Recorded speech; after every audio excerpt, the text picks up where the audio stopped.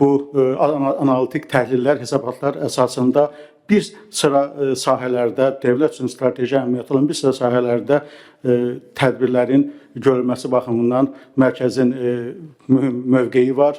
Bildiyiniz kimi, Sosial Tədqiqatlar Mərkəzi Azərbaycanın ilk beyin mərkəzi, ilk tədqiqat mərkəzidir. Sosial Tədqiqatlar Mərkəzi ancaq tədqiqatlar, hesabatlar deyil, eyni zamanda cəmiyyətə açıqlanmayan çox sayda müxtəlif qəbildən arayış və bir çox sənədləri dövlətə təqdim edir. Eyni zamanda qapalı sənədlər.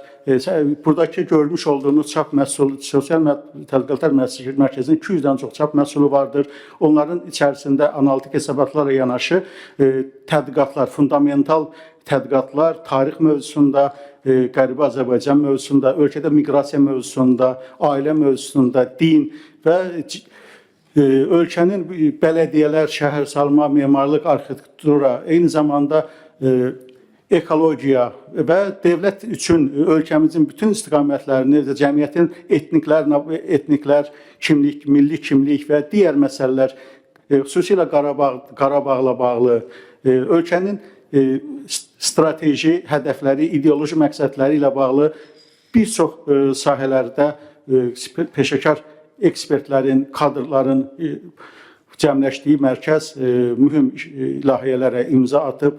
Mərkəz əməkdaşlarının yerli və xarici mediada çox sayda məqalələri, çıxışları, eyni zamanda beynəlxalq tədbirlərdə iştirakçıları çoxunuz tərəfindən bilinir. Eyni zamanda mərkəz çox sayda tədbirlərə ev sahibliyi edib və mərkəzdə bu günə qədər cəmiyyətin inkişafına, eyni zamanda müəyyən problemlərin həlli istiqamətində konferanslar, tədbirlər keçirib və o tədbirlərdə də edilən çıxışlar və konferansın nəticələri təhlil sənədi kimi hazırlanıb, dövlətin müəyyən strukturlarına təqdim olunub. Sosial Tədqiqatlar Mərkəzində bugün yenə də mühüm bir layihənin təqdimatında iştirak edirsiniz. Onun üçün bugün Sosial Tədqiqatlar Mərkəzi sizləri dəvət edib və sizlər bugün Sosial Tədqiqatlar Mərkəzinin ən fundamental, deyək ki, tədqiqat dövründə, başladığı dövrdə bildiyiniz kimi 2019-cu ildə quruldu və fəqət o dövrdə ölkədə tədqiqatla bağlı çox kitablar yox idi, mənbələr yox idi. İnqilab Şahbazovun indi təqdim edəcəyimiz tədqiqat metodları kitabı o vaxt nəşr olunmuşdu və Sosial Tədqiqatlar Mərkəzi ilk dəfə o kitabı təqdim elədi və o eyni zamanda Sosial Tədqiqatlar Mərkəzinin ilk təqdimatı oldu və bu sferada gələcək fəaliyyətində də bu kitabın xüsusi rolu oldu. Qeyd edim ki, Sosial Tədqiqatlar Mərkəzi indi bugün təqdim edəcəyi kitab, tədqiqat metodları kitabı o vaxt ilk nüsxəsi təqdim olunan kitabdan çox fərqlidir. İndiki kitab mövcud kitabdan fərqli olaraq bu kitab yenilənmiş versiyadır. Eyni zamanda kitabda yeni parametrlər, yeni tədqiqat metodları, onların müasir qaydada, müasir standartlara uyğun işlənməsi ilə bağlı struktur hazırlanıb qoyulub. Eyni zamanda yeni kitabda fərqli yeniliklər və günümüz sosial media hesablarının tədqiq olunması, eyni zamanda tədqiqatın düzgün təhlil qaydaları, eyni zamanda bu beynəlxalq metodologiyadan da istifadə olunaraq İnqilab Şahbazovun ərsəyə gətirdiyi mühüm bir tədqiqat əsərdir. Tədqiqatçılar üçün bir yol xəritəsidir. Tədqiqatlar üçün bir strateji bir məhsuldur ki, burada həm nəzəri, həm də praktika göstərilir və o kitab vasitəsilə həm sosial sahədə, eyni zamanda humanitar sahədə tədqiqatlar aparıb nəticə yönümlü sənədlər əldə etmək mümkündür. Eyni zamanda bir sənəd necə hazırlanır, bir tədqiqat necə ərsəyə gətirilir, bir analitik hesabat necə hazırlanır, onların hamısı bu kitabda əksini tapıb. Sevindirici haldır ki, Azərbaycanda da belə bir kitab artıq tədqiqatçılar üçün bir kitaba, sənədə çevrilib və düşünürəm ki, universitetlər ali təhsil məsələləri üçün mühüm bir dəyərli bir mənbə təşkil edəcək. İnqilab Şahbazov Sosial Tədqiqatlar Mərkəzinin qurulmasında çox mühüm əməyi olan bir şəxsdir. İnqilab Şahbazov Sosial Tədqiqatlar Mərkəzində İctimai Rəyin Öyrənilməsi Departamentində fəaliyyət göstərib və fəaliyyət göstərir dövrdə ölkədə ictimai rəy sorğularının keçirilməsi işinin təşkilində, yəni bunun elmi, metodik prinsiplərlə əsasında beynəlxalq metodologiya qaydasında keçirilməsinə mühüm əməyi olub və bu sahənin qurulmasında İctimai Rəy Departamentinin sorğu fəaliyyətinin formalaşmasında həm özü, həm də onun müəllifi olduğu elmi tədqiqat əsərinin mühüm rolu olub. Və düşünürəm ki, bu kitabın yenilənmiş forması, mən özüm tanış olduğum kitaba günümüzün çağrışına uyğun yeni metodik baxışlar, yeni elmi baxışlar var, yeni tədqiqat metodları, barometrlər və bir çox beynəlxalq tanınmış metodları da Azərbaycan reallığına uyğunlaşdırıb kitabda istifadə edib. Düşünürəm ki, dünyada bu qəbildən bir çox tədqiqat var, amma Azərbaycanda ilk tədqiqatdır bu sahədə. İlk sosial iş sahəsi üçün, tədqiqat sahəsi üçün ciddi bir dövlət sənədi hazırlamaq üçün və eyni zamanda bir metodologiya kitabıdır. Və düşünürəm ki, cəmiyyətdə bir problemi dövlət tədqiqat əsaslı əsərlər əsasında, sənədlər əsasında problemləri öyrənib təhlil edir və onun əsasında da tədbirlər görür.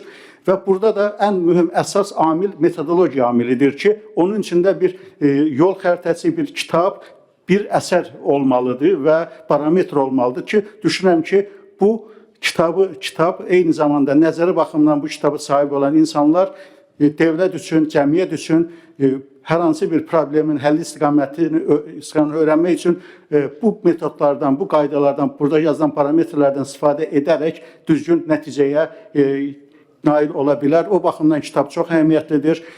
Mən əvvəlcə istəyirəm ki, bu dəyərli tədqiqat əsəri haqqında danışmaq üçün, sizləri maarifləndirmək üçün, bu barədə məlumatlandırmaq üçün müəllifə söz verim. İnqilab Şahbazov İngiltərədə təhsil alıb, Sosial Tədqiqatlar Mərkəzində işləyib və mühüm xidmətlər göstərib. Ada Universitetində müəllim kimi fəaliyyət göstərir. Eyni zamanda da yaxın vaxtlarda ölkəmizin çox mühüm qurumlarından biri olan Ədliyyə Nazirliyində işə başlayıb. Mən o münasibətlə də özünü təbrik edirəm. Sözü İnqilab müəllimə verirəm. Buyurun İnqilab müəllim. Sağ ol Furqan müəllim. Hər kəs xoş gördük.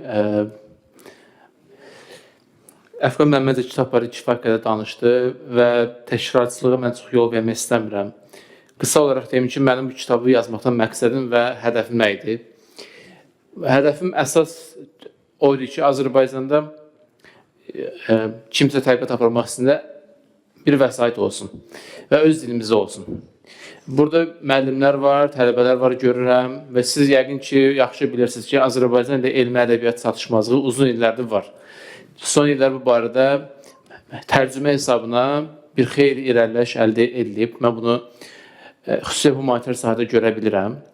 Amma yenə də çox ciddi bir çatışmazlıq var və bunların qaldırılmasını düşünürəm ki, mənim kimi şəxslərin üzərinə yük düşür. Və yaxud burada bəlkə bəzi tələbələr var, gələcəkdə onların da içindən kimlərsə kitab yazaraq bu problemi həll edə bilər. Burada olan müəllimlər, eyni tədqiqatçılar və s. Məncə, əgər biz bunu bacarıqsa eləməliyik. Birinci hədəfim bu idi və düşünürəm ki, müəyyən qədər bu hədəfə çata bilmişəm. Ən azından aldığım reaksiyalar bunu göstərir ki, 1% də olsa bir problemin həllinə töhfəm olubdur. Və bu sevindirici haldır ki, sadəcə tələbələr yox, eyni zamanda qeyri-tələbə kateqoriyası da mənə müəyyən rəylər bildiribdir. Əfqan müəllim də bu kitabın ikinci nəşridir. Yəni, birinci nəşrlə ikinci nəşr arasında ciddi fərq olması səbəblərin biri də aldığım rəylərdir. Həm müsbət, həm mənfi, konstruktiv rəylər aldım və çox sağlamlıq verənlərə görə kitab müəyyən qədər inkişaf elədi. Kitabın 6 il ərzində bu qədər dəyişmə səbəbi isə təbii ki, təbiətin qanunudur. İnsan böyüyür, illər keçir, istərsiniz artıq daha təkmil olursan və həm də iş təcrübən artır. Artan iş təcrübəsinin hesabına kitab kifayət qədər formasını dəyişibdir. Və burada Sosial Tədqiqatlar Mərkəzinin çox böyük rolu var. Və Əfqan mənim dedi, mən 3 il burada çalışmışam. Yaranan ərəfədə də bura işə qəbul oldum və ondan sonra 3 il ərzində biz intensiv tədqiqatlar apardıq. Onun hesabında da kitabda artıq oxusa görə bilərsiniz, konkret nümunələri vermişəm. Yəni, mən bu kitabı ikinci məqsəd, niyə ərsəyə gətirdim? Azərbaycan oxucusu tədqiqatı öz doğma kontekstində öyrənmək üçün. Baxın, bu dövrdə nəsə öyrənmək asandır. Yəni, bu internetə daxil oluruq. Məsələn, sizə lazımdır anket sorğusu aparmaq. Bu barədə öyrənmək o qədər çətin deyil. Bu dövrdə xüsusilə də hələ süni intellektin hesabına daha da asanlaşıb. Amma anket sorğusu Azərbaycan reallığı necə işləyir, hansı üstün və mənfi cəhətləri olur? Problem bunu düşünürəm yerli tədqiqatçılar daha yaxşı başa düşür. Eyni zamanda digər metodlar. Maraqlı bir müşahidəm odur ki, mən həm ingiliscə, həm Azərbaycanca, yəni burada işlədiyimə görə, ingiliscədə oxuduğuma görə mən bir üstünlüyüm olub ki, görürəm, ingilis dil ədəbiyyatda yazılan tədqiqat metodlarında nə qədər çatışmazlıq var. Niyə var? Çünki onlar qərb ədəbiyyatıdır. Orada onu yazanlar qərb insandır və yaxud uzaq şərq insandır. Rusiya tədqiqatçısı, Türkiyə. Amma Azərbaycan çox maraqlı konteksti var. O ölkələrin heç birinə eyni deyil. Və mən də düşündüm ki, niyə bizim kitab olmasın? Hansı ki, yerli nümunələrlə zəngindir. Ona görə mənim kitabımda nümunələrin əksəriyyətini Azərbaycandan vermişəm. Ya özümün iştirak etdiyi, ya digər yoldaşlar, digər tədqiqatçı həmkarlar çalışmışım yerli nümunə olsun. Məsələn, maraqlı bir nümunə odur ki, eyni sualı siz İngiltərədə və yaxud Yaponiyada respondentə versiniz, bir fərqli cür cavab ala bilərsiniz, Azərbaycanda bir fərqli cür. Bu nədən qaynaqlar? Fərqli ölkələrdir, fərqli sosio-kultural kontekstlərdir, siyasi, iqtisadi kontekstlər çox fərqlidir. Ona görə kitabda əsasən yerli nümunəyə fokuslanmışam. Üçüncüsü, deyə bilərsiniz ki, siz nəyə görə kitab tərcümə eləməmişsiniz? Düzbə bir tərcüməm var, yəni Tiyas Press nəşriyyatından birlikdə tərcüməmiz olub başqa bir kitabın, amma o da tədqiqatla bağlıdır. Amma mən bunu deyirəm, tərcümə etməm, ümumiyyətlə tərcüməni bəyənməmə səbəbim, bayaq dediyim səbəbdir. Tərcümə kitablar fikir verirəm. Azərbaycan kontekstinə söhbət bu mövzudan gedir də. Bir o qədər uğurlu olacağına inanmıram. Hətta özüm baxmayaraq ki, tərcüməsində iştirak eləmişəm bir kitabın. Orada bilavasitə başa düşdüm ki, bizdə sıfırdan yerli insan kitab yazmalıdır. Çünki biz çox fərqli cəmiyyətik. Müsbət mənfi tərəflərlə birlikdə bu bizi fərqləndirir.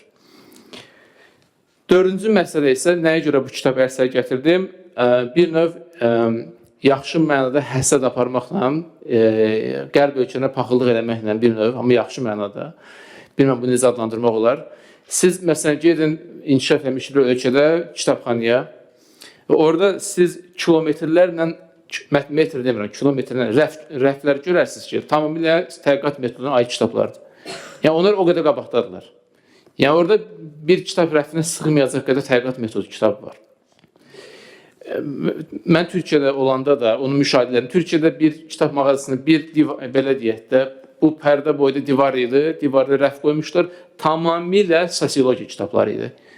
Hələ mən digər humanitar elmləri demirəm. Sonra keçirsən tədqiqat metodları. Türkiyədə belə əməlli başlı material var. Amma bizdə nəyə görə yoxdur düşünürdüm, hər dəfə o mənzərəni görməklə. Deyirdim ki, heç olmasa mən bacararamsa başlayayım və görüm axırı nə olur. Axırı da yaxşı oldu. Burada ciddi dəstək aldığım Sosial Tədqiqatlar Mərkəzinin yaranması və həmin zaman mənim iş tapmam çox böyük dəstək oldu kitabın ərsəyə gəlməsində. İkinci versiya ərsəyə gəlməsində yenə eyni formada. Amma paralel də, bayaq mən dedim ki, digər işlərimlə əlaqədar da mən tədqiqatlar aparırım. Beşinci məsələ, mən niyə bu kitaba ikinci nəşr xüsusilə həvəsləndim? Özüm artıq 3 ildir müəllim çalışıram. Bayaq Əfqan mən dedik kimi Ada Universitetində. Ondan da qabaq çox qısa müddət Bakı dövlətdə işləmişəm. Oradan da yəqin burada olan nümayəndələr var. Bizim müəllim orada tələbələrlə danışanda həmişə gördüm. Məsələ onların narahatlığı oydu ki, material yoxdur müəllim, biz neyək? Bəzən tələbəyə adam yazığı gəlir, tapşırıq verməyək ki, gedib haradan baxacaq materiala, yoxdur. Yəni sən tələbəyə yüklənirsən bir müəyyən tapşırıqla, tələbə deyir ki, yoxdur material. Həqiqətən adam çıxılmaz durumda qalır.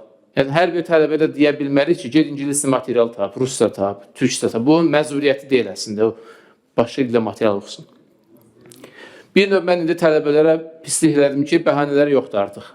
Yəni bütün tələbələr bəhanəsiz şəkildə artıq material tap oxumalıdır. Müəllim tapşırıq versə, qaçış yoxdur artıq. həm dediyim kimi bu, həm də tərcümə kitabı hesabına burada müəyyən bir zənginlik yaranıb. Sonda isə demək istədiyim, burada əyləşənlər böyük ehtimal düşünürəm, tədqiqatla bağlı müəyyən anlaşılan şəxslərdir. Amma yenə də bunu deməkdə məncə ehtiyac var ki, burada yazılanlar nə üçündür? Yəni, metodlar biz niyə öyrənirik? Metod öyrənməsəm nə olar?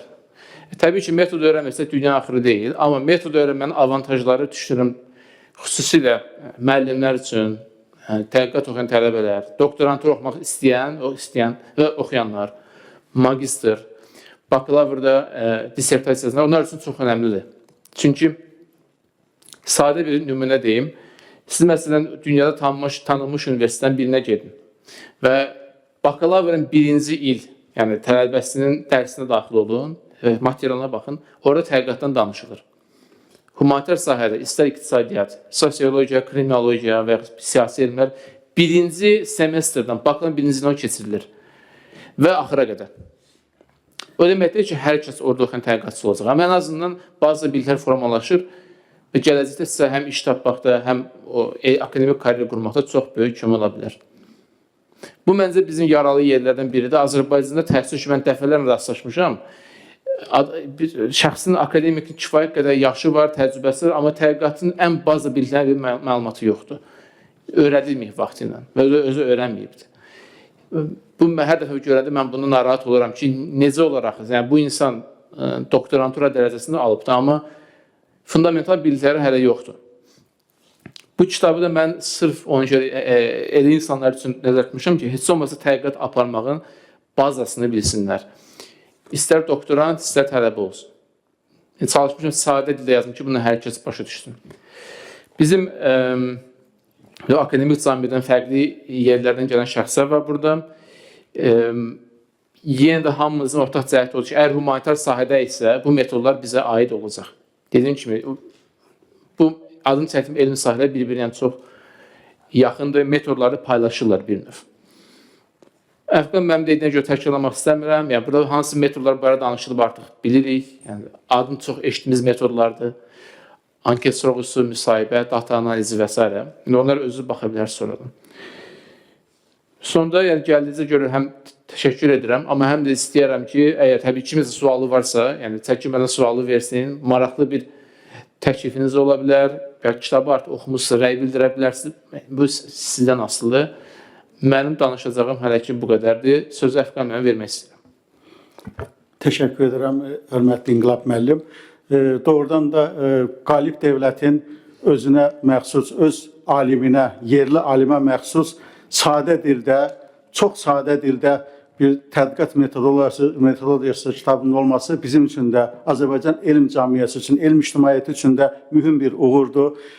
Biz bunun belə olduğunu düşünürük və bugün elm sayəsində ölkənin siyasi, iqtisadi inkişafı və müxtəlif strateji istiqamətlərdə mühüm çıxışları ilə, xüsusilə xidmətlərlə tanınan bir hörmətli millət vəkilimiz aramızdadır, hörmətli Gülşən Paşayeva. Sözü Gülşən xanıma verirəm. Buyurun Gülşən xanım. Sağ olun Əfqan müəllim. Mən yenə təşəkkür edirəm ki, məni bu maraqlı bir kitab təqdimatına dəvət eləmişsiniz. Sizə ona görə, dəvətinizə görə minnətdaram. Mənə elə gəlir ki, əlbəttə mən kitab oxumamışam, ancaq onu indi baxdım, səhifələdim. Mən tam razıyam İnqilab müəllimlə ki, əgər biz ümumiyyətlə tədqiqat işləri ilə məşğuluqsa, bu universitetlər səviyyəsində və ya beyin mərkəzləri səviyyəsində, ya akademiya səviyyəsində sosiologiya olduqca vacib bir istiqamətdir. Mənə elə gəlir, sosial elmlər ümumiyyətlə belə götürsək və doğrudan da bu kitabın məhz sosial tədqiqatlar mərkəzində də bax bu təqdimatının keçirilməsi də özünə görə xüsusi bir yer tutur. Çünki bu kitab məhz belə bir mərkəzdə bunun təqdimatı keçirilməlidir.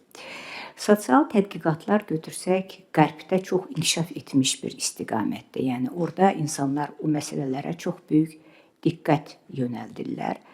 İnandıram sizi, mənim iştirak etdiyim çoxlu beynəlxalq konfranslarda həmişə mən görürəm ki, o məsələlər, yəni sosial istiqamətdəki tədqiqatlar və insanlar o istiqamətdə çoxlu materiallarla çıxış eləyirlər. Ancaq bizdə buna çox diqqət verilmir. Bizdə adətən hamı ya beynəlxalq münasibətlər, ya beynəlxalq hüquq, daha çox beynəlxalq bu istiqamətə yönəlirlər. Halbuki sosial elmlər özünə görə olduqca macib və məncə olduqca necə deyim, perspektivli bir istiqamətdir və biz buna diqqəti yönəltməliyik və bu cür kitablar bu tədqiqatların aparılması üçün də olduqca aktualdır. Çox zaman o tədqiqatlar aparmaq üçün əlbəttə müəyyən mənbələr olmalıdır, materiallar olmalıdır, kitablar olmalıdır ki, insanlar onlara əsaslanaraq o tədqiqatı aparsınlar. O kitabların xarici dildə olması, o insanlar məsələn o dilləri bilmirlərsə, onda problemlər yaradır. Ona görə birinci mənə elə gəlir bu kitabın üstünlüyü odur ki, bu məhz Azərbaycan dilində yazılıb. Və biz istənilən Azərbaycan vətəndaşı, tələbəsindən tutmuş aliminə kimi bu kitabı gözəl Azərbaycan dilimizdə oxuyuruq və başa düşməyə çalışırıq ki, bu metodlar nədən ibarətdir? Bu metodlardan istifadə edərək biz o tədqiqatımızı necə həyata keçirdik? Məncə Rafael mənim deməyinə razılaşar ki, bu Azərbaycan dilindəki bu kitabın doğrudan da ərsəyə gəlməsi bu ən böyük bunun qələbəsidir. İkinci, mənə elə gəlir burada qələbə nədən ibarətdir? İkinci qələbə ondan ibarətdir ki, mən bayaq İnqilab müəllimi mən tanımırdım, bugün ilk dəfə tanış oldum və lakin ADU Universitetində mənim çox hörmət etdiyim gözəl bir professor var, o da Anar Vəliyevdir, bilmirəm kim tanıyır. Bu məhz sosial tədqiqatlar üzrə mənə elə gəlir bu ölkədə çox tanınmış, gənc, belə baxsaq yaş baxımından, ancaq dünyada da tanınmış bir ekspertlərdəndir. Və mən həmişə yadımdadır, bir 10 il əvvəl də onunla söhbətlər eləyəndə o həmişə deyirdi ki, Gülşən xanım, bu ən vacib məsələ bu istiqamətdə əgər hansı deməli tədqiqat aparanda, o vaxt biz onunla tez-tez təmasda olurduq. Deyir, bu metodları bu adamların çoxu bilmir, ona görə də bunlar necə tədqiqat aparırlar, mən özüm təəccüb eləyirəm. Mən hazıram gəlib orada sizdə mərkəzdə, o vaxt bizdə Prezident yanında strateji araşdırma mərkəzi idi, o vaxt mən direktor müavini olaraq o xahiş edirdik ki, lazım olsa biz gələk o tədqiqat, o hansısa bir mühazirəni oxuyaq ki, bu adamlar bu metodların düzgün istifadə eləsinlər. Yəni ki, çox adamlar, yəni Sovet belə götürsək də dövründən gələn insanlar, qərbdə oxuyanlar onu öyrədirlər. Bütün Azərbaycan vətəndaşı qərbə gedib oxumur ki, bu metodları da öyrənsinlər. Sovetdə də onu keçirdilər. Demək olmaz ki, Sovetdə o yox idi. Ancaq o metodlar bir qədər fərqlənirdi. Ona görə belə baxanda, əlbəttə, ən düzgün yol bütün metodlar, bütün formada olan, həm Sovet dövründə məsələn, sosiologiya o dövrdə də nə dərəcədə inkişaf eləmişdi. Bu özü də özünə görə bir sual doğurur, çünki bu qərbdən gələn bir elmdir. Belə də Sovet o vaxt biz Moskvada oxuyanda əsasən fəlsəfədə keçirdilər deməli nauçni kommunizm, elmi kommunizm və fəlsəfə. Sosiologiya deyilən bir ixtisas o dövrdə o qədər də yox olur. Ümumiyyətlə, indi ona görə də bu qərbdən gələn bir elm sahəsi olduğu üçün əlbəttə bunu başa düşmək olar ki, kimsə də bunu əgər yenə də deyirəm, xarici dilləri bilmirlərsə tam dərinə qədər getmək üçün onlara çətinlik yaradır. Ona görə də bugünkü əlbəttə biz götürürüksə 30 ildən sonra artıq Azərbaycan tamamilə yeni bir mərhələdədir. Və elm sahəsi də artıq tələb eləyir ki, bizim özümüzün də ekspertlərimiz dünya səviyyəsinə uyğun olsunlar. Bax, mənim arzum bir dənə odur ki, məsələn, müxtəlif dünyanın ölkələrində konferanslar olur. Amerikada, Avropada və s. Deməli, bizim bugünkü tədqiqatçı alimimiz götürürüksə də ideal. Bu ideal alim həm bu metodları bilməlidir ki, tədqiqatını o səviyyədə aparsın. İkinci, məncə, ən vacib məsələ xarici dilləri bilməlidir ki, bu adam gedib o konferansda o dildə ən azı öz tədqiqat işini təqdim edə bilsin. Bu da çox vacibdir. Bu yaxında mən iyulda deyəsən bir konferansda idim Böyük Britaniyada. Və orada bizdən çoxlu alimlər var idi. Azərbaycandan. Çox sevindim. Və bir dənə sessiyada iştirak elədim. Çünki əfsuslar olsun ki, hərə seçirdi öz ixtisası üzrə. Məndə də beynəlxalq münasibətlərdir və mən birbaşa sosial elmlərlə bilmirəm orada kim çıxış elədi. Ancaq ümumiyyətlə mən götürürəm bizim ümumi elmi baxımdan potensialımızı. Və mən gəldim, çıxdım bir sessiyaya ki, deməli orada bizim alim çıxış eləyirdi. Ancaq onu başqa bir alim tərcümə eləyirdi ingilis dilinə. Adam Azərbaycanca çıxış eləyir, onu tərcümə eləyirlər ingilis dilində. Halbuki sinxron tərcümə yoxdur. Bir var, sən gedirsən konfransa, sinxron tərcümə var, sən Azərbaycanca çıxış eləyirsən, səni tərcümə eləyir. Bir də var, sən gedirsən konfransa, ancaq ingilis dilindədir konfrans. Səni dəvət eləyiblər, yaxşı hesab edirlər ki, sən ingilis dilini bilirsən. Sən gəlib orada Azərbaycanca danışanda öz tədqiqat işindən və onu sənin hansısa bir tanış adam sənlə eyni vaxtda tərcümə eləyəndə, bu da o səviyyəyə vermir. Ona görə mənə elə gəlir, biz idealda bugünkü Azərbaycan alimi xarici dilləri də bilsək yaxşı olar ki, biz özümüz öz səviyyəmizi də beynəlxalq səviyyədə təqdim edirik. Ona görə bu kitab idealdır. Mən təşəkkür edirəm İnqilab müəllimə ki, məzmununu içərisinə qədər mən bütün o detallara deyə bilmərəm, ancaq bu tədqiqat metodları vacibdir sosiologiya baxımından. Azərbaycan dilində yazılıb, çox gözəl. Üçüncü də mən istərdim ki, bu kitabdan, bu metodlardan istifadə edək. Bizim gələcək tələbələr də burada var. O tələbələr üçün də bu bəlkə də çox vacibdir ki, sizin hələ həyatınız qarşıdadır. Siz özünüzə qarşı da o kritik bir düşüncəni yaradasınız. Kritik də düşüncə odur ki, mən bugün kiməm və 20 ildən sonra kim olacağam? Bugünkü 20 yaşında, 25 yaşındakı gənc, 50 yaşındakı ekspert olması üçün nə etməlidir? Bu cür kitabların çox olması əlbəttə onların səviyyəsinin də artmasına kömək edəcək. Ancaq mən yenə də hesab edirəm ki, bu proqramma minimumdur. Proqramma maksimum odur ki, bugünkü gənc çalışmalıdır, xarici dillər öyrənməlidir və 2050-ci ildə yaşayan Azərbaycanlı ən azı öz ana dilindən başqa bir 2 ya da 3 xarici dildə sərbəst danışmalıdır. Onda biz gəlib çıxacağıq bütün qlobal səviyyədə olan ekspertlər səviyyəsinə. Çünki indiki reallıqda yenə də deyirəm, biz hardasa geriləyirik. Təşəkkür edirəm. Təşəkkür edirəm, hörmətli Gülşən xanım. Bildiyiniz kimi, dünyanın müxtəlif ölkələrində tədqiqat metodları kitabı var və bir çox ölkələr tədqiqat əsaslı sənədlərə, dövlət sənədlərinə əhəmiyyət verdiyi üçün bunun üzərində yeniləmələr aparır, onu müasirləşdirir və çağımızın çağırışlarına uyğun oraya parametrlər əlavə edir. İndi yeni metodlar, süni intellekt, eyni zamanda bildiyiniz kimi bundan əvvəlki dövrdə də bəzi ölkələr ənənəvi anketdə davam etdiyi halda Sosial Tədqiqatlar Mərkəzi bilirsiniz ki, sorğularını artıq planşetlərlə, server kodu proqramı ilə aparır və bunların hamısının nəticələri şəffaf və düzgün şəkildə emal olunub, bunun əsasında təhlil sənədləri hazırlanır. Türkiyənin özündə məsələ kitablar var, tədqiqat metodları bağlı kitablara baxanda görürük ki, oradakı kitablar alim və professorlar tərəfindən bir çox xarici mənbələrdən toplanaraq, Alman ekolü, Fransa ekolü, Amerika ekolünün birləşməsindən toplanaraq yazılıb və tamamilə oradakı cədvəllər elmi metodologiyanə, tam elmi nəzəriyyəyə əsasında yazılıb. Belə də tərcümə olduğu üçün dili çox ağırdır, tamamilə elmidir.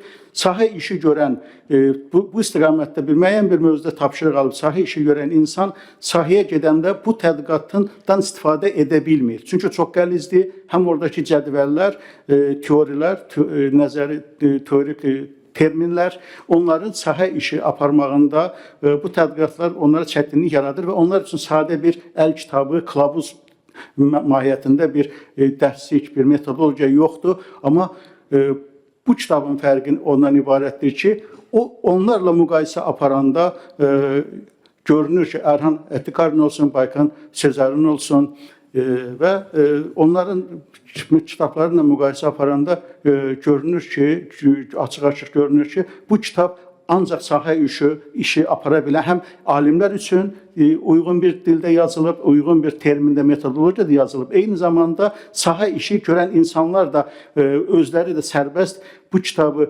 götürüb sahə işlərini uğurla həyata keçirə bilərlər. Biləcək səviyyədə yazılıb. Bu baxımdan kitab çox əhəmiyyətlidir və Bilirsiniz ki, ölkədə sosiologiyada artıq elm kimi yaxşı təbliğ olunur. Artıq əvvəlki dövrlərdən fərqli olaraq sosiologiya ixtisası üzrə də artıq öz alimlərimiz fikirlər, Azərbaycan milli sosiologiyasını yaradıb müxtəlif fikirlər irəli sürürlər, yeni kitablar yazırlar bu sahədə tərcümələrdən fərqli olaraq. İstəyərdim ki, Rafael müəllim bizim tanınmış sosioloqumuzdur. Bakı Dövlət Universitetindən Azərbaycan alimlərinin sosiologiya sahəsində uğurlarından və eyni zamanda İnqilab müəllim kitabları haqqında fikirlərini bölüşərdim. Mən əvvəla minnətdarlığımı bildirirəm. Belə bir mötəbər tədbirdə iştirakıma görə, dəvət olduğuma görə və müəllifi də kitabın çapı ilə, nəşri ilə əlaqədar təbrik edirəm və ona daha böyük uğurlar da arzulayıram. Gülşən xanım burada çox yaxşı bir fikir dedi ki, biz SSR-nin mövcud olduğu dövrdə, necə ki, siz deyirsiniz ki, qərb ölkələrində kilometrlərlə sosiologiya kitabları var, bizdə də var idi, amma siyasi iqtisadiyyat, marksist-leninist fəlsəfə, elmi ateizm, bunlara aid olan bizdə kilometrlərin kitablar var idi. Sosiologiya elmi SSR-də inkişaf edirdi. Son əsasən 60-cı illərdən sonra, 1960-cı illərdən sonra, Xruşovun o deyək ki, bir balaca havanı yüngülləşdirdiyindən sonra, ondakı elmi akademik səviyyədə inkişaf edirdi. Elmi tədqiqat institutlarında, akademiyanın müxtəlif laboratoriyalarında və s. Amma onun institutlaşması təsadüf eləyir 90-cı illərə, 1990-cı illərin deyək ki, ortalarına. Artıq formalaşıb bizdə sosiologiya və mənim fikrimcə sosiologiya sahəsində yazılan hər bir kitab çox maraq doğurur. Amma təəssüflər olsun ki, mən burada həm tərifləyirəm, həm də bəzi çatışma cəhətləri qeyd edirəm, mən düzgün başa düşün. Məsələn, mən bir neçə xarici mütəxəssislərlə söhbət aparmışam. Bizdə deyək ki, sosiologiya sahəsində 80-90-cı illərə kimi olan sosioloqları tanıyırlar. Ondan o yana olan 30 il keçib, bəlkə də biraz olsun. Heç birinin nə əsərləri tərcümə olunub, nə onlar haqqında bir anlayış var və bu da çox pərişan edir adamı ki, niyə bu yoxdur. Və bu kitaba gəldikdə isə mən hesab edirəm ki, ikinci nəşrdir. Ümumiyyətlə, istənilən bir əsəri sonsuzluğa qədər biz təkmilləşdirə bilərik. Və bu da təqdirəlayiq bir haldır. Və mən hesab edirəm ki, bu kitabda həm tədqiqat metodları işıqlandırılır, həm də ki, həmin tədqiqat metodlarından istifadə və misallarla. Bu çox yaxşı bir haldır və mən elə bir kitaba rast gəlməmişəm ki, MDB məkanında bu şəkildə, bu rakursda kitab təklif olunsun və hesab edirəm ki, bu sahədə olan lakunanı, yəni boşluğu doldurmaq üçün atılmış çox inanlı bir addımdır. Ondan savayı son fəsildə məqalənin yazılması, sonra müxtəlif indekslər, deyək ki, yırtıcı jurnallar haqqında məlumatın salınması, o da maraqlıdır. Ümumiyyətlə, çox maraqlı bir kitabdır və mən hesab edirəm ki, tələbələr üçün də, magistrlər üçün də, doktoratlar üçün də maraqlı olar. Və bir sıra tövsiyələrim də var müəllifə və gələcəkdə yaxşı olardı ki, misal üçün, kəmiyyət və keyfiyyət tədqiqatlarına dair, əgər vaxtınız olarsa, ürəyiniz istəyərsə, ayrıca bir, deyək ki, daha çox kəmiyyət metodları, ayrıca bir kitabın çapı, məsəl üçün, yaxşı olardı. Onların həm də istifadə tərzi, təkcə onların təsviri yox, həm də istifadəsi. Sonra, deyək ki, praktikumun hazırlanması bu sahədə, metodlar sahəsində daha dərindən, daha geniş şəkildə verilməsi yaxşı olardı. Və nəhayətdə mən çox danışıq vaxtını almaq istəmirəm sizin. Süni intellektlə də əlaqədar nəsə bir şey verilsəydi, çünki bu dəqiqə çox dəbdə olan bir mövzudur, bir sahədir. Hətta Bakı Dövlət Universitetində bu yaxınlarda süni intellekt etikası adlanan bir kafedra da açıldı. Yəni, sosial elmlər, süni intellekt və sosial elmlər çox lazımlı bir sahədir. Çünki çox tələbələrimiz, magistr, doktorantlarımız bu sahədə müəyyən pozuntulara yol verirlər, etik qaydaları pozurlar. Ümumiyyətlə tədqiqat özü nə cür aparılmalıdır, nə cür qurulmalıdır və s. Yəni bu məsələlərə də əgər imkan olsaydı diqqət yetirmək gələcəkdə fikrimizcə yaxşı olar. Ümumilikdə bu kitabı mən hesab edirəm ki, Azərbaycan tələbələrinin maariflənməsində, biliklərinin dərinləşdirilməsində, genişləndirilməsində çox mühüm bir addımdır və sizi təbrik edirəm. Buyurun. Təşəkkür edirik, hörmətli Rafail müəllim. Əlbəttə, Sosial Tədqiqatlar Mərkəzi çox hörmətli millət vəkilimiz, Sosial Tədqiqatlar Mərkəzi İdarəetinin sədri Zahid Özün rəhbərliyində yarandığı qısa müddət ərzində artıq cəmiyyətdə, Azərbaycan cəmiyyətinin eyni zamanda beynəlxalq beyin mərkəzləri tərəfindən, xarici beyin mərkəzləri tərəfindən bir rəsmi bir qurum kimi tanınır. Azərbaycanın ilk beyin mərkəzi, tədqiqat mərkəzi kimi tanınır və Sosial Tədqiqatlar Mərkəzi SMR dünyanın bilirsiniz tədqiqat quruluşu olan SMR-a üzdür və SMR-ın təşkil etdiyi tədbirlərdə də keçən il Sosial Tədqiqatlar Mərkəzinin əməkdaşları iştirak ediblər. Bu Azərbaycanın uğurudur, Azərbaycan üçün sevindirici haldır. Bugün aramızda Sosial Tədqiqatlar Mərkəzinin əməkdaşları da iştirak edirlər. Tədqiqatçı günüdür bugün. Tədqiqat metodları kitabında əlbəttə tədqiqatçıların demək söz var. İstərdim ki, Sosial Tədqiqatlar Mərkəzinin sektor müdürü, efir məkanından çox yaxşı tanıdığınız İlyas Hüseynova söz vermək istəyirəm. Buyurun İlyas müəllim. Bu gün də çox mühüm tövsiyələri ilə fərqlənən bir alimimizdir, professordur. Və mən də elə əslində kitabı vərəqləyəndə elə onu düşündüm ki, yaxşı olar ki, İnqilab bəy bax burada ayrı-ayrı tədqiqat metodlarına uyğun olaraq fəsil və yarım fəsillərdən çıxış edərək ayrı-ayrı kitablar və yaxud məqalələr, broşuralar yazıb silsilə şəkildə bunu təqdim edə bilər. Bu özündə qeyd etdiyi kimi tələbələr üçün, doktorantlar üçün bir vəsaitə çevrilər və sosiologiya, sosial elmlər sahəsində çalışan, özünü inkişaf etdirən şəxslər üçün çox mühüm mənbə olar. Məsələn, fokus qrup, keyfiyyət, kəmiyyət tədqiqatları, dərinləşdirilmiş intervyu bu məsələlərə nəinki deyək ki, bir kitabda 20 səhifə həcmində yer ayırmaq, özünün də qarşılaşdığı müxtəlif nümunələr, keyslər üzrə, müxtəlif qarşılaşdığı problemlər üzrə geniş bir mənbə formalaşdıra bilər və burada da əlbəttə müxtəlif xarici ölkələrdə olan kitablardan istifadə edə bilər. Bizdə təəssüflər olsun ki, gənc bir dövlət olduğumuz üçün mərhələ-mərhələ bu mənbələr gəlib. Və Rəfa müəllim qeyd elədi ki, elmi kommunizm və s. o dövrdə külliyyata çevrilən, lakin bugün heç nəyə ehtiyac olmayan bu kitablar təəssüflər olsun ki, bizim alimlərimizin 70 il ərzində ömrünü aldı, vaxtını aldı. Bugün isə tamamilə ayrı reallıqda yaşayırıq. Mənə çox təəccüblü gəldi ki, süni intellekt etikası kafedrası bizim aparıcı universitetdə yaradılıb. Bu önəmlidir, amma bu həm də yeni çağırışlardır, yeni dövrə qədəm qoyduğumuzun nəticəsidir. Bugün süni intellekt təəssüflər olsun ki, həm də insan əməyini, psixologiyasını, zehnini, düşüncəsini, təfəkkürünü işğal edir, insanları daha da tənbəlləşdirir. Bax, bu kitabları ki, biz yazırıq, oxuyuruq, tətbiq edirik, təbliğ edirik, bəlkə də heç bu kitablara gələcəkdə ehtiyac olmadı. Çünki hər şey orada data şəklində, alqoritm şəklində yazılır, formalaşdırılır və insanı daha çox fiziki əməkdən də məhrum eləyir. Çox rahat əlçatanlıqla müxtəlif mənbələrə çıxış formalaşdırılır və bu da təhrif olunmuş olur, sətir olur, dərin olmur. Dərin üçün biz gələ tədqiqat aparaq, bu metodlardan istifadə edək, hər tərəfli, çox şaxəli, müxtəlif spektrli bir əsər ortaya qoyaq və tədqiqatçılıq işi çox çətindir, çox əziyyətlidir və məhz bu xüsusda İnqilab bəyin bax bu zəhmətinə, əziyyətinə və ikinci nəşrinin ərsəyə gəlməsinə görə bir daha təbrik edirəm, uğurlar arzulayıram. İnşallah yeni əsərlərinizi biz burada təqdim edərik. Çox sağ olun.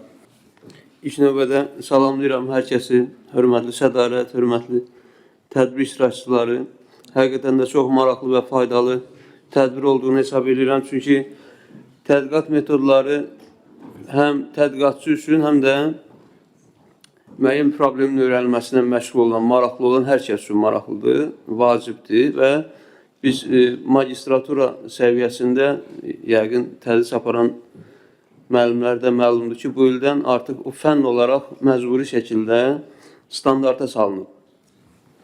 Yəni, bu ölkədə magistratura səviyyəsində hansı ixtisasda hazırlıq aparılmasına asılı olmayaraq tədqiqat metodları fənn olaraq tədris olunması vacibdir və bu məcburi fəndir. O baxımdan biz də bu il elə o fənnin tədrisinə başlayanda, düzdür, əvvəl də keçmiş o fənni, qabaq gedirdi elm tədqiqat metodları, metodologiyası, amma indi o bir neçə hissəyə bölünüb, akademik yazı ayrı keçilir, tədqiqat metodları ayrıdır və ikinci semestrdə də tədqiqat analitikası keçiriləcək. Güman edirəm ki, bu kitabda o sizin hesab edirəm ki, danışılanlardan belə başa düşdüm. İndi inşallah kitabla da tanış olmaq fürsətimiz olar.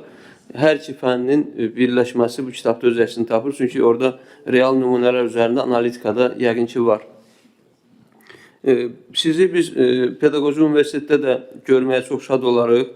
Hətta müəllim kimi də gələn tədrisində biz də bu fənni müəyyən bir qruplarda tədris etməyinizi dəvət edirik. Yəni, mən elə universitetimizin rəhbərliyi adından bizim tədris sədri prorektoru Eldar müəllim, dosent Eldar Aslanın salamını çatdırıram tədbir iştirakçılara və elə onun da belə bir dəvətidir ki, inşallah gəlib bizdə dərsdə aparmanızı şad olarıq və ümumilikdə tədqiqat metodları ilə bağlı nəinki tədqiqat metodları, yeni müasir dövrün tələblərinə uyğun olan bir sıra fənlər var ki, həqiqətən onların ədəbiyyat problemi var.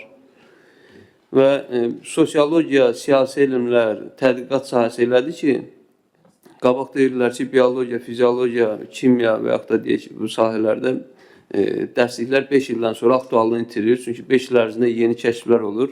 5 il əvvəl deyilən məsələ bəlkə də bugün artıq səhv bir məlumat kimi tələbəyə çatdırılır. Mənə gəlir ki, ondan da dinamiki inkişaf edən sahə elə sosial sahədir, siyasi sahədir. Çünki günümüzün reallığı budur ki, illərlə kitabların girişində, məqalələrimizin girişində istifadə etdiyimiz hər hansı bir cümlələr bugün aktuallığını itirir.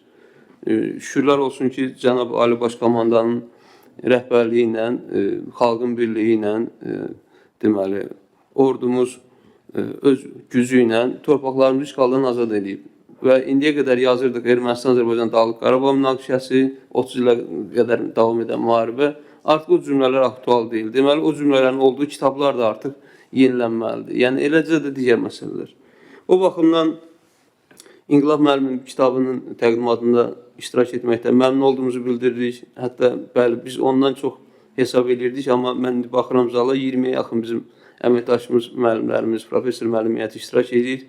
Məmnunluğunuzu ifadə edirik və bu kitabdan əldə etmək yollarında da bizə istiqamət versəz, çox məmnun olarıq ki, həm kitabxanamıza, tələbələrimə çatdırmağa və yaxud da bir, deyək, hər hansı şəkildə də deyək, bizə yol göstərsəz, biz o kitablardan əldə etmək istəyərdik. Təşəkkür edirəm, sağ olun. Təhqiqat birinci növbədə mən düşünürəm ki, düzgün qərarların verilməsi üçün, bazanın yaradılması üçündür. Təbii ki, mən daha çox ümumi təhsil sahəsində araşdırmalar apardığım üçün ali təhsildə, elmi işdə də təhqiqat elmi iş təhqiqatın özüdür, amma düşünürəm bu kitabın müntəvəzatını baxıram, inşallah ki, oxuyacam sevə-sevə və hər bir mərkəzi icra hakimiyyəti orqanı, o cümlədən Elm və Təhsil Nazirliyinin strateji təhlil, planlaşdırma və proqnozlaşdırma şöbələri olur və bütün qurumların, hətta bir sıra iri şirkətlərdə də bu kimi şöbələr olur ki,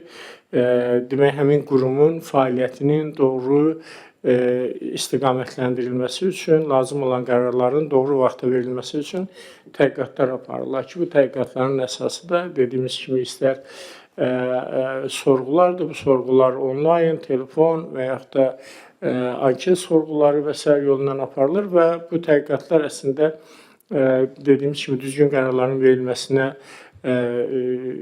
imkan yaradır. Eyni zamanda verilmiş qərarların yerinə yetirilməsinin vəziyyətini yoxlamaq üçündür. Mən düşünürəm, bu kitab təkcə elmi təhqiqatlarla məşğul olanlar üçün deyil, eyni zamanda bizim ali təhsil müəssisələrimizdə magistraturada təhsil alanlarımız üçün, doktoranturada təhsil alanlarımız üçün yol xəritəsi olacaq. Çünki hal-hazırda özümüz də çox yaxşı bilirik ki, bizim zəhmət çəkib magistr işlərini özləri yazmaqla yanaşı, bu tədqiqatçılıq bacarığı olmayanları müxtəlif yollarla bu işləri yazdırma ənənəsi, praktikası o dərəcədə geniş yayılıb ki, artıq bizim sosial şəbəkələrdə açıq-açıq magistr və dissertasiya işlərini yazdırmaq kimi və hətta qiymətlərinə qədər elanlar yayıla bilir. Əslində bu elanlar cinayət məsuliyyətidir və və düşünürəm ki, bu kitab ilk kitab olduğu üçün bildiyim qədər magistratura və doktoranturada o cümlədən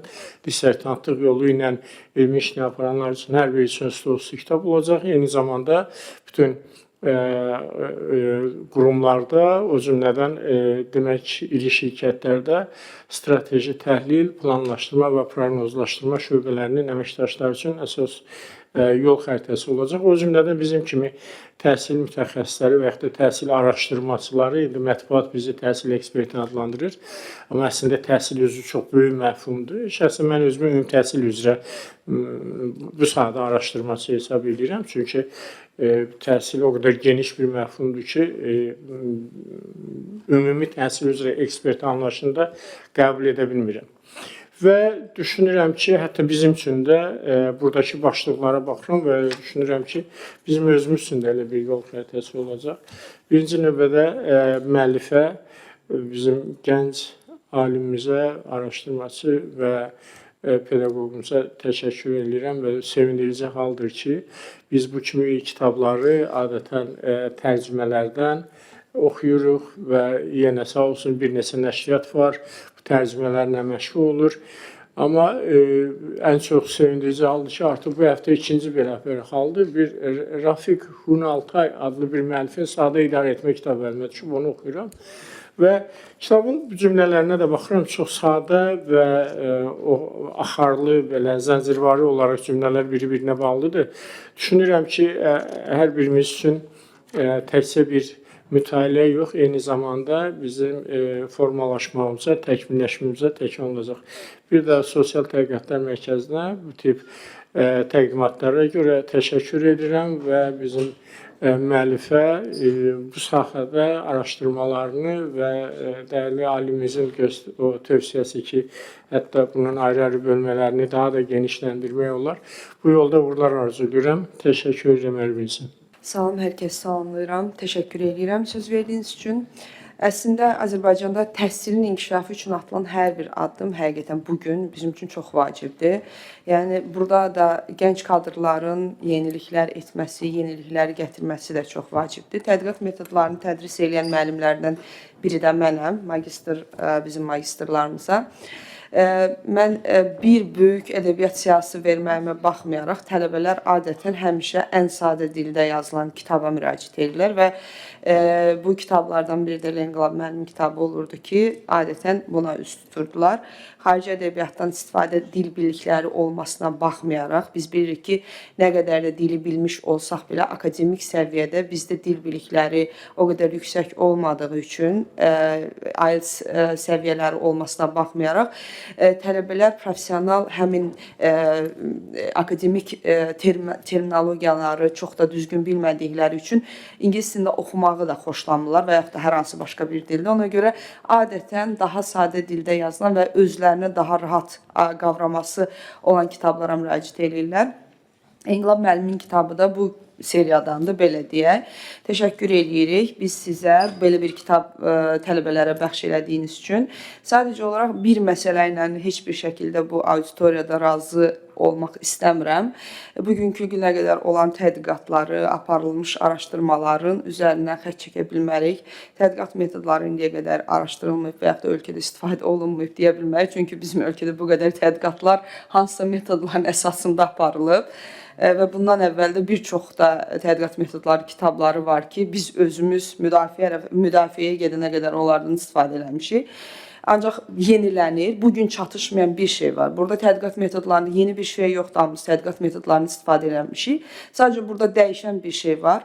Yeni proqramlar var ki, tədqiqat metodlarını araşdırmaq üçün quralan. Burada SPSS, Diagıldır və digər proqramlardır ki, biz bugün bizim cəmiyyətimiz bu proqramları bilmir və yaxud da almağa vəsaiti çatmır və yaxud da istifadə etmə bacarığı yoxdur. Biz bunların üzərində daha böyük, belə deyək də, ortalığa nəsə yeni araşdırmalar qoysaq və yaxud da bu proqramları alıb universitetlərə hədiyyən versək və yaxud dövlət tərəfindən alınıb müəllimlərə, yəni bugün hər bir müəllimin və yaxud da hər bir alimin bu tədqiqat proqramlarını almağa imkanı yoxdur və ondan istifadə edə bilmir. Məcbur olur barmaq hesabı bu prosesi aparsın və bu tədqiqat metodlarını apardığı tədqiqatı ortaya qoymaq üçün. Ona görə mən düşünürəm ki, daha çox bunlara yönlənilən elektron vəsaitlərdən istifadə üçün bilmirəm, elektron kitablarmı və yaxud da elektron formatda məlumatlandırıcı versiyalarını düz YouTube kanalında biz bundan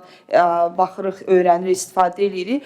Ancaq fərqli olan budur bizdə bugün. Ancaq yenə də bizim magistrlarımıza, tələbələrimizə bu şəraiti yaradan, bu cür sadə kitabların daha çox olması və bizim olması daha belə deyək də, yaxşıdır və Sosial Tədqiqatlar Mərkəzinə bunun üçün təşəkkür edirik və bu cür şəraitlər, bu cür tədqiqatlar aparıb insanlara çatdırdığı üçün və İnqilab müəllimdən də əlbəttə ki, xahiş edirik ki, bizim kitabxanamıza da bu kitablardan hədiyyə eləsin və yaxud da elektron formatında necəsə və Təlim Tədris Mərkəzi müdürü olduğum üçün də İnqilab müəllimi yəqin ki, yaxın zamanlarda universitetimizə müəllimlərimiz və tələbələr, magistrlarımız üçün bir təlim keçməsi üçün dəvət eləyəcək. İnşallah burada bir əməkdaşlığı davam elətdirəcək. Yəni ki, Sosial Tədqiqatlar Mərkəzi ilə də təşəkkür edirik. Çox sağ olun.